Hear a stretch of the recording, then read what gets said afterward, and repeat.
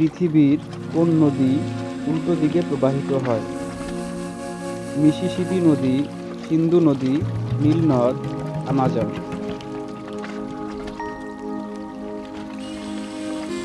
সঠিক উত্তর আমাজন।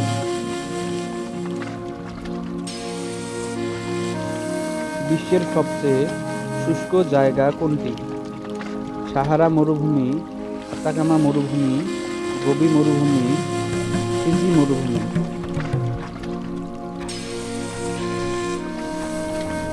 সঠিক উত্তর আতাকামা মরুভূমি।